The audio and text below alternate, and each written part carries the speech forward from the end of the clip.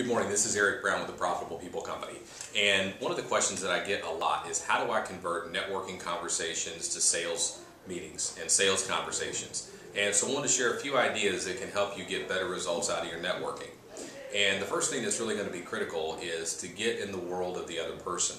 Oftentimes at networking events, especially as salespeople, we're trying to get business, I'm trying to get business, but I know that when I meet someone, if that's the impression that I give them, it's just going to create distance between us. So I want to be able to invest enough time to really get in their world, and I want to ask questions to learn about them, the things that are important to them.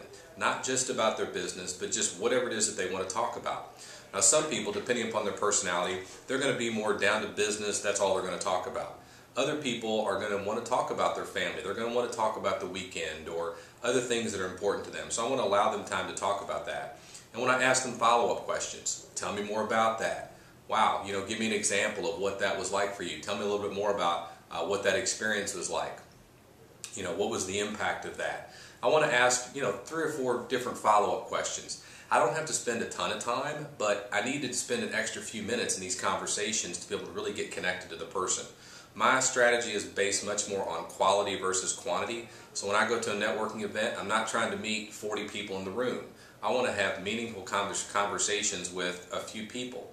And so one of the ways to do that is to start really getting into their world to find out what are the things that are important to them, and then share similar things with them. So if there's someone that family is important to them, then I may share a little bit about my family. And I don't want to be fake. I need to be authentic. Okay, so be real, be yourself. And if you don't have something to contribute, then move on to another topic.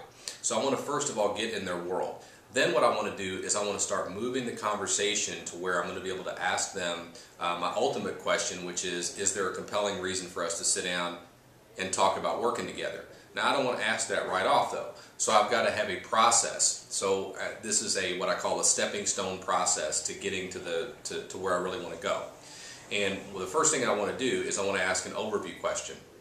So in my world as a sales trainer, one of my easy questions when I'm out networking is I'll just ask people, tell me about the results that you get from your networking. I know you go to a lot of events, what works, what doesn't work, and what I'm listening for is someone that's frustrated, someone that is that they're not happy with the results they're getting, or they're going to networking and they're not getting sales from it. That's what I'm wanting to hear, because that's going to indicate that that's someone that that might be someone that I should be talking to about our sales program. But I don't want to come right out. I don't want them to feel like I'm selling them anything. So if I were a meeting facility, one of my strategic partners is Stephanie Ringer, who owns Workshop The Creative Workplace, and it's a great meeting space. So if I was in that world, one of the overview questions that I ask is, how satisfied are you with the results you get from the meetings that you do with your staff or with your sales team or with your management team? And again, what I'm listening for is if people are frustrated. And what I'm going to do is I'm going to ask them some follow-up questions, because I want them to get really in touch with the frustration that they have with the results that they'd like to get that they're not getting. And so I'm going to say, tell me more about that. And then I want to find out, I want to continue moving that conversation by asking, what's the impact of that issue? How is that affecting you? How is that affecting your business? How is that affecting your team? Okay? And what I'm wanting to hear is that these are important issues. And then I'm going to continue asking questions that are going to relate to things like, well, how important is that? Is that something that's part of your strategic plan? Is that one of your goals in the next 6 months that you want to fix that particular problem? And then I want to let them know if it's a problem that's something that I deal with. I might say, this is the kind of thing that I hear people talk about all the time that I work with. And what I'd like to know is, are these issues important enough that you'd want to sit down and talk about what it would be like for us to work together? Okay? So at that point what happens is I ask that question and it shows up and occurs to that person as that I'm doing them a favor. I'm amazed that many of the people that I have sales meetings with, they don't even know they're really in a sales meeting. That's not the feeling they get. They don't feel like they're being sold anything.